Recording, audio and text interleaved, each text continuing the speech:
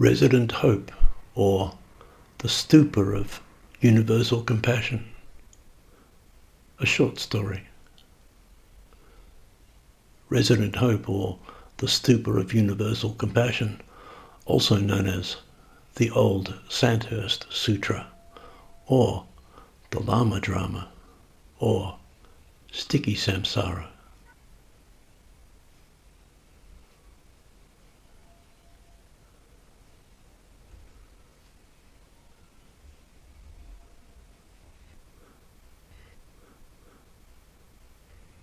Surveyors of Resident Hope, the barley train, encounter a huge stupa in the middle of the Australian bush. Resident Hope, the barley train, traversed the massive flatness, chugging slowly in a steady allocation of fertile grain plucked up from the unforgiving soil. The breweries in Melbourne and Geelong, Ballarat and Ivy's Rump, thirsty cities, depended upon a many-trucked supply piled within the malting yards, sprouting with complex sugars. Governor Gibson professed it to be a high priority, and thus he sent teams of crazy surveyors into the khaki wilderness. There was still huge forest in those days, animates with kangaroo, and florid valleys of wattlebrush and the native holly spotted with purple wildflowers in the springtime. There was the Great Divide, a coastal spine that kept back the consuming deserts of the inland. There were uncharted rivers and creeks and black billabongs fetid with bunyip and mosquito. Most of all, there was a far-reaching acreage of dry scrub, ill-defined, thorny and brittle and unpleasant and bland. There were goannas too, and brown snakes amidst swathes of encroaching blackberry and spiny rush. There were a million rabbits nibbling at the rocky pastures. The sheer dimensions of the land imposed. Explorers like Major Matthews and Percy Giles had opened up the great sweep of nothingness. Now came the task of mapping the landfall and tracking contours so that teams of long-drawn men, prisoners mainly, could lay the rails, and Resident Hope, 100 carriages long, could hoist its golden treasure down into those outposts of Maltese civilization. There were blackfellas as well, and rancid swampland, and bushrangers on horseback with wild colonial vigour. The craziest of surveyors by far was Cyril Fitchworth, a man with a steady eye and a famous theodolite. What made him crazy was his wanton readiness to scour the hostile hills and cross infested rivers entirely unafraid. History remembers explorers as courageous men who conquered a quarrelsome terrain. The likes of Fitchworth, rather, were just lunatics, devoid of any qualifications whatever, other than sheer foolhardiness, and driven to grievous self-harm in the salty embrace of the barren interior. In Fitchworth's case, the theodolite was merely a theatrical device. His genius lay in dangerous gestures, not in the precision and elegance of his maps. He could follow a line above sea level and encircle a bold mountain, but the flat uneventfulness of the Wogaland was his reason to grit his teeth. He was famed for his intrepid attitude, but most of the time he just sketched it in with a pencil. It happened, therefore, that in the year of the heavy sunshine, as the wide land baked in the ovens of December, the governor and his agent, Robert Dobson, Esquire, attaché to Lord Seddon of Rolling Green, alarmed by the rising price of ale throughout the sweltering colonies, enlisted Fitchworth, everyone called him Cyril, along with his offsider Joe Blow, and the native horseman curly-haired Doc, who had once saved a party of adventurers from misery up in New South Wales. They set out to chart the Central West. Botanically, it was uninteresting. There were no spectacular bursts of crimson. There were no strange calyxes with bulbous consequences. There was just an endless spread of scrubby uniformity with patches of tortured trees stunted in the hard and rusted earth. Out there somewhere were the border towns, and beyond them the grassy riverland, There were huge rectilinear concentrations of plump barley strains sucking sugar out of sunlight. The land sizzled crisp, but the barley fields that were washed with irrigation in the north longed for railway lines and a tidy way across the bleak landscape so as to be brewed into magic lager. The Fitchworth party would trek over the known boundaries. There were sundry hazards. All they had to do was map the yielding valleys. Cyril was ready for the Valley of Death. Joe Blow and Doc were fitful in perfect merit. Joe Blow thought he might find another Blinko's nugget or maybe a second welcome stranger, and he would therefore be wealthy thereafter. It was his way of avoiding an honest job. Doc was happy to show the white fellas around. He just enjoyed long walks. They would set out from Geelong, great wool store of the south, and emerge at Ballarat the next morning and pack their swags and whisper promises in the ears of their horses before gazing into the rabid nothing. They would depart from the road to Clunes and settle into the primal bushland there beyond. Some supposed it might make tender pasture cleared, but level-headed agronomists suspected rank depletion, and some said it could only grow knucklebones and heartbreak. Indeed, the scrub was dense. The billabongs were oily black and haunted with the ghosts of former trees. The hills and rises were rocky and austere. Large lumps of milky quartz suggested the gift of gold, but it was nowhere to be seen. The air was dry as mallee roots with the penetrations of stinging eucalyptus. The leafy bedding underneath the forest tops was crunchy and adamant with a vicious summer. It was just the wrong time for a journey, but the railway wanted to start laying track in the mild days of the coming June. At various points along the trail, always taking the line of least resistance, the party set out and took measures and wrote it down by their strict chronometers.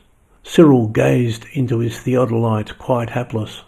"I'm not frightened of nothingness," he said, famously. He was quoted thus in the Sydney Tribune. Like a madman, he would wade into its midst, camp among its snake-ridden grasslands, and make its shape submit to cruel numbers. His steady eye could see the great platform of the earth. At length this ancient frame would submit to railway, and Resident Hope would cart the ready grain. This was Cyril's resolve, even if his trigonometry was second-rate. Joe Blow was going on the theory that gold is where you find it, and was determined to keep a lookout for anything remotely shiny. Doc was sure the whitefellas would like the mighty outlook westwards from Mount Tarrangower. He didn't know why. The ways of whitefellas were all bizarre to him, but he was certain that that was where he should take them.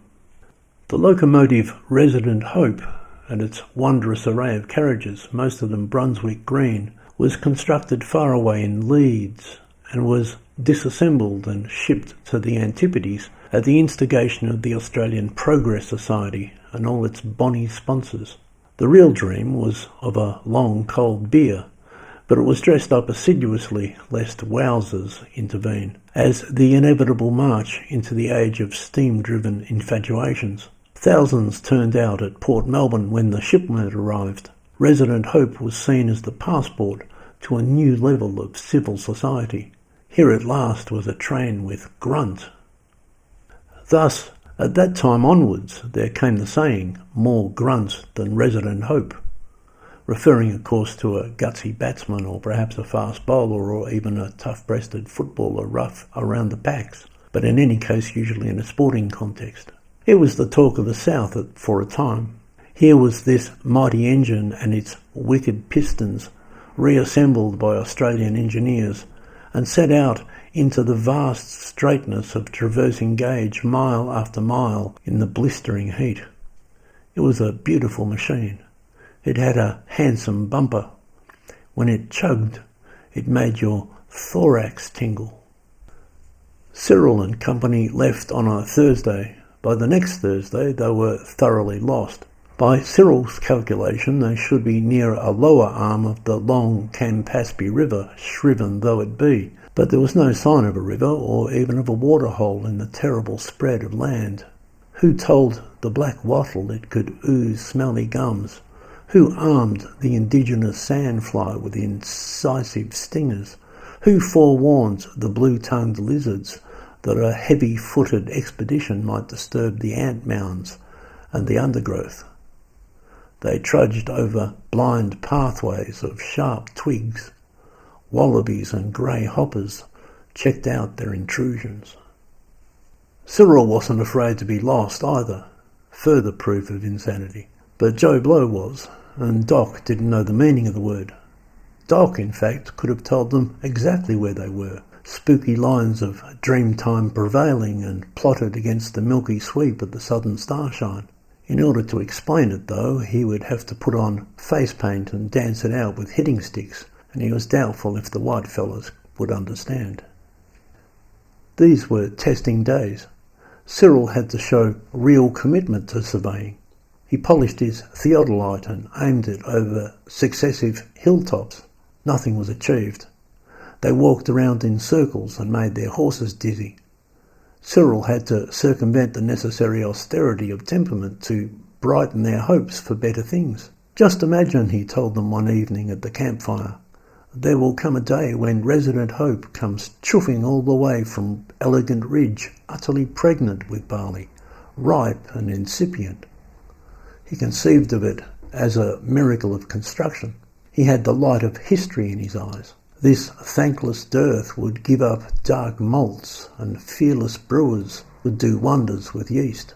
There will come a day, he said, when all the barley of the riverlands will submit to the joyful chemistry of beer. Thus far the pioneers had had to make do. They ended up fermenting thistle bobs and bittering it with horehound. Ships from the motherland only brought a keg or two. Men across the colonies hankered for ale. Resident Hope brought draughts of frothy delight to the hearts of hard-working labourers. In this style did the team push forward. Doc suggested following a womber line. Only he could see it, but by that stage the two chap-lipped Europeans were prepared to understand. The next Wednesday, Joe Blow announced he was uncomfortable. Cyril consulted the rustic charts of rumour and yore. He was confident of a result. According to this, he announced, we should be near old Sandhurst Town. It was a famous apparition, Sandhurst Town. Built out of sturdy red gum splinters, the town itself was intended as a base for army cadets, just like the Sandhurst toffee and spotted back in England, in case the Indonesians invade. Barracks arrayed the dusty mongrels. Then, just as suddenly, a curse fell on the undertaking and the town was readily abandoned. Weeds reclaimed the stricken streets. It was, however, a mark on vast rural cartography all the same. The party had reached the latitude of plenty. Everything forthcoming was by definition wizen. Sandhurst, according to Cyril's information, was somewhere near a hillock that looked a lot like a sugar jar. It didn't come to that, though. The surveyors were not reduced to the ignominy of looking for sugar jars. The expedition met an unexpected dalliance instead when, on the Friday morning, they packed over a runnel, slashed their way through the scratchy grey gums and prickly Macquarie's box, as thick as humid fancy. Cyril was too mad to ever be unsettled. He wasn't fearful like Joe Blow. He was certain that at least vestiges of civilization were dotted in the wild forest, and from there he could reset their bearings. Basically, trains go in straight lines as often as possible. That was his policy too. He pursued the logical path. By his instrumentation, Resident Hope was thereupon heading northwards, and it would no doubt be the most intrepid railway in the whole southern hemisphere for sure. When he thought about it, Cyril made chugging noises.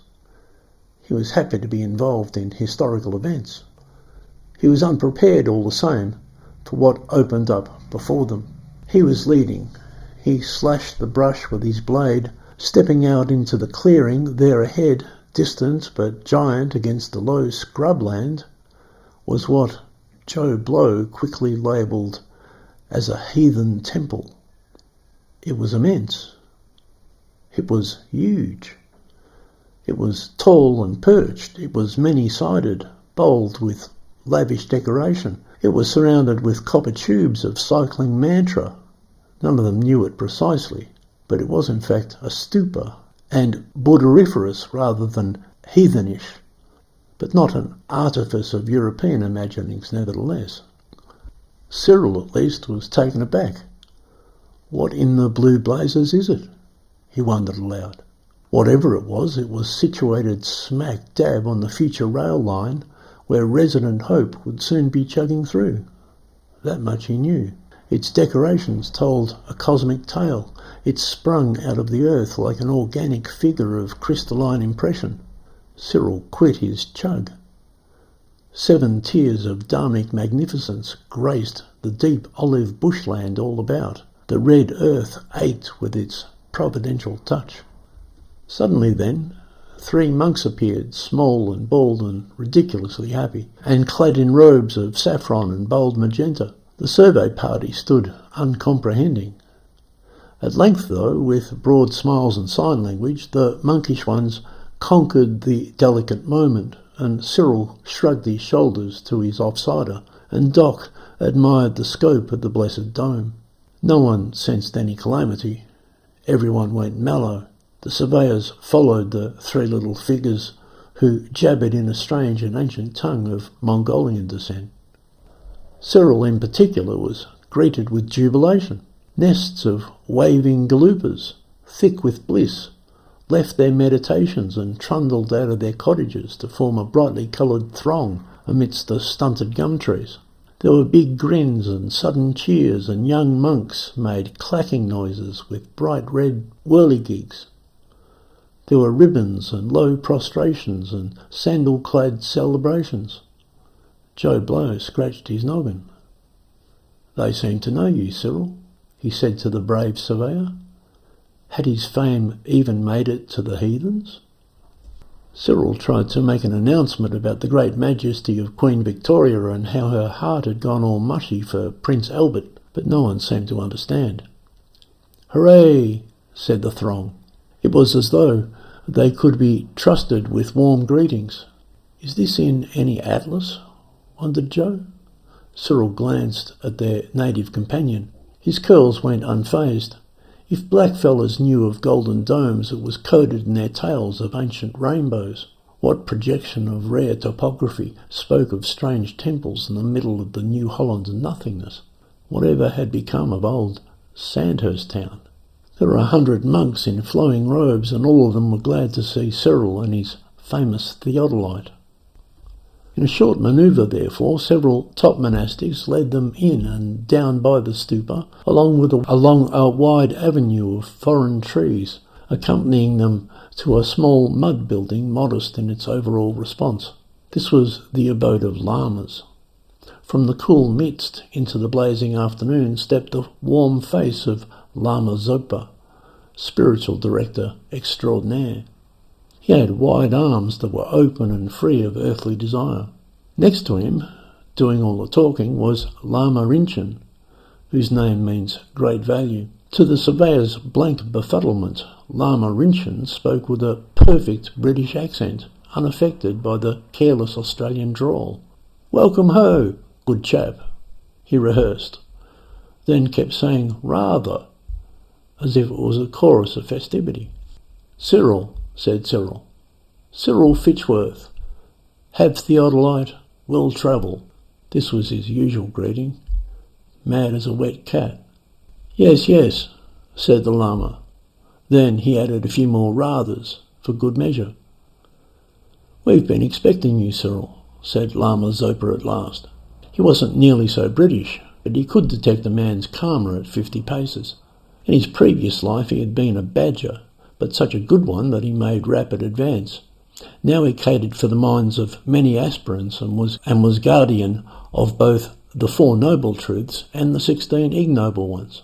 The Dharma possessed him. He was well on his way to being a bodhisattva, if not in the next lifetime, then surely the one after that. He embraced Cyril like a long-lost friend. "And who would you be?" asked Cyril. "And where, moreover, are we?" "Welcome, saith the Lama, to old Sandhurst town and the Stupa of universal compassion." Joe Blow was sour. "What do you mean, expecting him?" he wanted to know. The three intrepids found themselves in a mystery of sandalwood beads. How did the anchorites all know Cyril? Who sold Sandhurst town to a bunch of Buddhist joy trippers? What's a stupa when it's at home? Hadn't anybody heard of Queen Victoria and Prince Albert in this part of the world? "Never fret, old chap," said Lama Rinchen. "Come in for a cup of tea." And he promised that every dilemma would be revealed. The prospect of a cool retreat and a good cup of tea sounded excellent to the weary surveyors. It might be that a two-pronged railway would soon chug through the fearless landscape and bring beer to parched tongues, but in the meantime a cup of tea was their idea of universal compassion. "Did you know about this?" Cyril said quietly to Doc as they ventured within. The Aborigine said, "Sure, boss. The Stupa of universal compassion." "Then why didn't he mention it?" the famous surveyor thus wondered. Doc pointed out that he had escorted them to Sandhurst town, and that ever since the white fellas were so-called lost, that was where they had been heading. Bullseye. "You didn't say there was a bloody great stupa here," Cyril objected. "Well, you didn't ask," said Doc. He thought horses were more intelligent than white men. Joe Blow thought it was a pagan arrangement anyway, but shelter from the draining nothingness kept him encouraged. He was pretty sure that the monks weren't cannibals at least, and he never thought he'd be put so at ease by a thick British accent. The matter at hand, it turned out, was a gorgeous jade tiara. It was a simple calculation. The Lams explained the entire thing. Inside the stupa sat the green Buddha of wonderment. Cast from a single heft of rocky solidity, it was translucent with a shimmering light. In the further room, nestled among a bevy of relics, was the gorgeous jade tiara, waiting to be aplombed the holy statue. Until then, the green Buddha of wonderment wouldn't smile to kneeling devotees. For convoluted reasons, largely to do with astrological prognostications and something to do with the winds, the time was never ripe, but the oracles had said that upon a certain sun-struck morning a stranger would arrive, and it would be his duty. For this he would gain massive merit and become a guide unto his people. And so it happened that on this very sun-struck morning tide, sure enough, Cyril, Joe Blow, Doc and the horses emerged from the forests and ambled curious, theodolite in hand, into old Sandhurst town to be met by three little monks in saffron and bold magenta. "Hail Cyril," was what the throng was chanting in Tibetan. "You mean," said mad Cyril to his lamas, "that you want me to put a crown of jade upon thy Buddhahood?"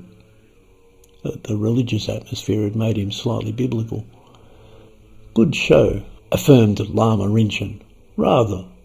Reckless as ever, the surveyor agreed. Joe Blow was worried for his soul, but Cyril went crazy again and said he would defy 1,000 hell realms. Lama Zopa was overjoyed. He gave a belly laugh and fell into a deep trance. When they re-emerged, the heat of the day had struck a heavy zenith. Bombastic sun rays smacked the ground. "Hail Cyril," chanted the throng nevertheless. The bold surveyor dusted off his rough attire and embraced an heroic destiny. Refreshed from tea, the three intrepids strode aloft, and the stupa of universal compassion lay before them in that tree-lined avenue again. The building was multi-layered like an onion. There were fancy angles and high walls. On top, the shiny dome of patience endured the searing daylight. There were lesser statues of the Buddha thereabouts in local stone and hardwood. There were gardens of rosemary and lavender.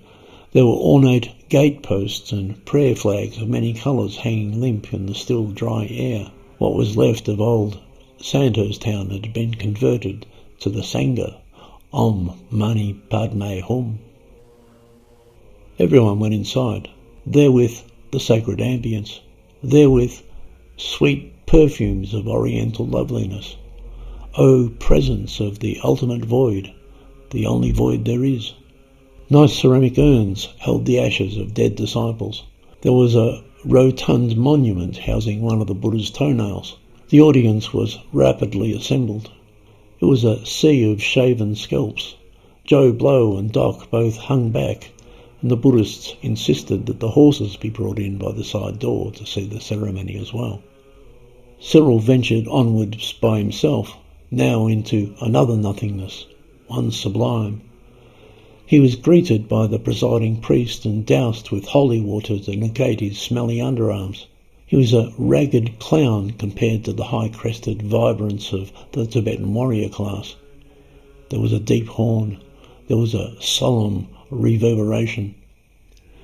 As the ceremony progressed and the tiara was brought in, Joe Blow noticed a European in the midst. He noticed Joe Blow too and sauntered over. He was a kind-eyed raconteur in a modern business suit. "Ian," he said, shaking hands in the ordinary fashion. "Ian Green." He was the point of normality in this story. "Joe," said Joe. "Joe Blow." "You realise," said the Green, "that in Tibet the brazen peasants all hanker for the Pure Lands because the life of inner contemplation sends the common man peculiar. Well, Cyril's already peculiar." Joe Blow was quick to submit, and so he couldn't see the harm. As for Buddha nature, Joe Blow thought Cyril had it in honest droves for a madman. "There are many worthwhile things," Mr. Green replied, "where a madman is just the man for the job." The job in this case was crowning the Buddha of wonderment with the gorgeous jade tiara. The man for the job, Cyril, was captured in the moment.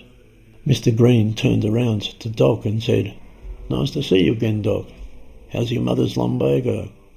Doc said, "Fine, thanks, Mr. Green," and complimented him upon the splendid Stupa and its brightly clad mandalas. "What happens now?" Joe Blow interrupted. He was watching, but the ritual accompaniment was arcane. "Now the head Lama, Lama Zopa, will give the gorgeous jade tiara to Cyril, and he will crown the Buddha, and the Buddha will smile upon his devotees," Mr. Green explained. This is exactly what then occurred. Lama Zopa waved a stick of incense wafting about and muttered formulae from remembered sutras, while Lama Rinchen played the bells rather well. With unusual tidiness, the nutty surveyor stepped up to the great statue in his socks and did his level best to get the tiara straight. By reckoning, he was himself asymmetrical, a liability for any surveyor, and he sometimes couldn't tell his left from right. But on this occasion he felt obliged to place it steady. Somewhat to his surprise, when he let it go it stayed, and the green Buddha of wonderment shuddered as if it was a brisk dawn. A shout went up. It was done. Before their very eyes the Buddha smiled, and its radiance bathed bristle-headed dedicators in the rich colours of victory over self. Even though it was all in a barbarous rattle as far as Joe Blow was concerned, he was brought up a Presbyterian all the way, he mumbled, "Nice," and observed the Buddhist swoon with the dharmic overtones. Ian Green was smiling. Cyril shoots and scores. The iconographical assortment was complete. Hail Cyril! The Stupa of universal compassion had come to its final culmination. Pilgrims would one day travel from afar. Lama Zopa knocked Cyril on the forehead with a magic stick. Now he was blessed across the wobbling tenure of existence. He knew he would never get into Christian heaven, so he considered it good insurance just in case. Lama Rinchen waved a large boutique of vulture's feathers over the surveyor's head and said, rather loudly, as a sign of self-sacrificing jubilation. What though of Resident Hope, the barley train? You cannot quarrel with stark latitudes. You cannot depose the bumpy spread of landfall. You cannot even squib on measures upwards from sea level since the invention of the plumb bolt. Resident Hope's handsome engine and long straggle of Brunswick trucks chugged relentless across the widening plains. It was clear, nonetheless, that the perfect route went directly through the merry Stupa. Sandhurst Town and the Teachers of Impermanence stood in the way. One option was to not deprive the working man of chilly cascades of nutritious ale for any measure. Civilization proper is inconceivable without beer. It is proof enough that there is a God and that he loves us. One cold beer is enough to prove Buddhistic non-theism sadly wrong. On the other hand, Cyril believed that any cluster that enjoys the thrill of tea is civilized on some level already. And Lama Rinchen might have been Asiatic, but he spoke better English than Lord Seddon of Roland Green. There was also the Buddha of Wonderment to consider. You might be trekking through a million wild acres of plight. You might be mapping the yawning heart of nowhere. But suddenly life places a massive stupa in the way, and you go back to the dials of your theodolite with wonderment in mind. First, there's the mountain. Then there's the mountain's mountain. Then there's the mountain's mountain. And then there's the mountain again. Nothing really changes. Old Sandhurst Town always had a stupa. Doc said there was a stupa there way back in the dream time. What happens to Resident Hope? Asked Joe Blow after the ceremony. The mad surveyor had to bear it all in mind. The thing is, Joe, he said, if it's not on the map, it doesn't really exist. Isn't that correct? Joe suddenly faced a metaphysical crisis. Cyril answered the question himself. It's the first article of the Surveyor's Creed, Joe. You should know that. If it's not on the map, it doesn't really exist. Frankly, at that point, Joe was wondering at the reality of the map per se, not of what was upon it, but he couldn't contest the senior surveyor of the party. Resident Hope, the barley train. Water flows around the pebbly stand, and yet it still reaches the salty sea, Cyril said, de profundis. Joe Blow and Doc both understood. Cyril Fitchworth was the craziest surveyor of them all. Civilization thanks him for finding a steady path and fostering the advent of real colonial beer. Ladies in Melbourne speak his name as a rustic anomaly, the sort of man who would wrestle crocodiles, if they had them in Victoria. Governor Gibson trusted him with the better futures of convicts and free settlers alike. Most people thought he'd succumb to unreasonable bushrangers, or else become one himself.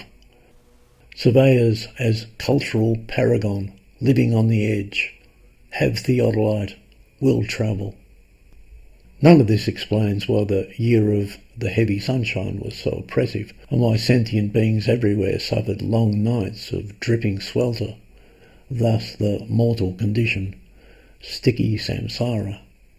And thus too it is to this day that Resident Hope, the barley train, chugging up and down the central West Plateau from the fertile riverlands, does an awkward dogleg at old Sandhurst Town, and it is why, furthermore, the Stupa of Universal Compassion never appears on any official maps. The great wheel turns. Europeans would conquer even bitter paddocks. Like Buddha did beneath his Bodhi tree, even mad surveyors intent on savage journeys have to reckon on the drift of shifting time and why we hurt ourselves in living.